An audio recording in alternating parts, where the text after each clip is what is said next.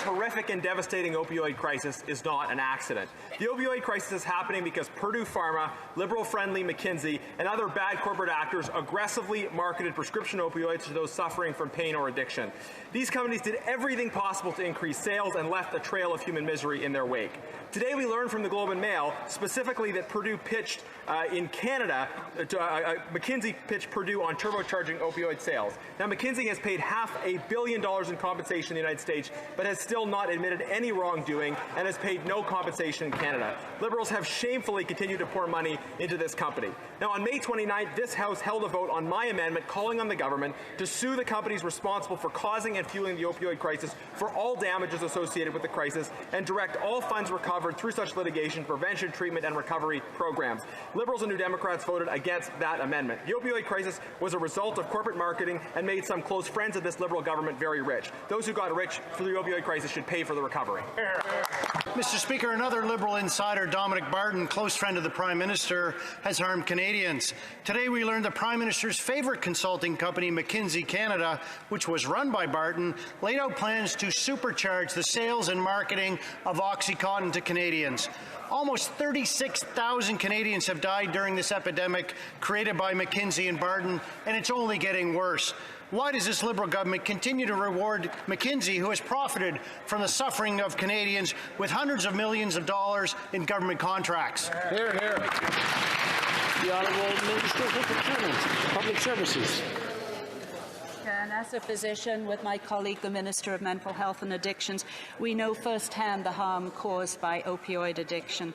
While the leader of the official opposition continues to oppose safe supply, our government is focused on saving lives and improving our policies to better serve Canadians.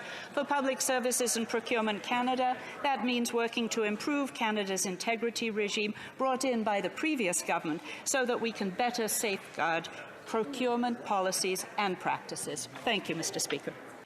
Mr. Speaker, 36,000 Canadians have been killed by opioids since January 2016, and the BC government has revealed that McKinsey allegedly worked with opioid manufacturers who targeted doctors and pharmacists to increase opioid sales in Canada. Can you believe that? Former CEO Dominic Barton gave free advice to the Liberal government, which in turn gave McKinsey at least $116 million in contracts, many of those without tender. So instead of rewarding the firm, will the Prime Minister cancel all of McKinsey's contracts because of its role in the opioid crisis? The Honourable Mental Health Minister.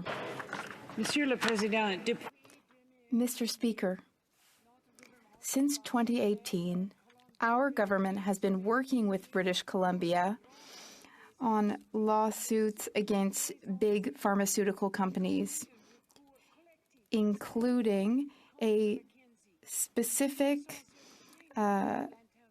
group suit against McKinsey.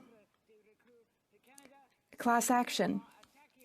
Canada has also cracked down on predatory practices by pharmaceuticals by restricting marketing of opioids. Speaker, rising out of question period, there were a number of important questions about McKinsey offering a proposal to Purdue Pharma to help boost opioid sales here in Canada.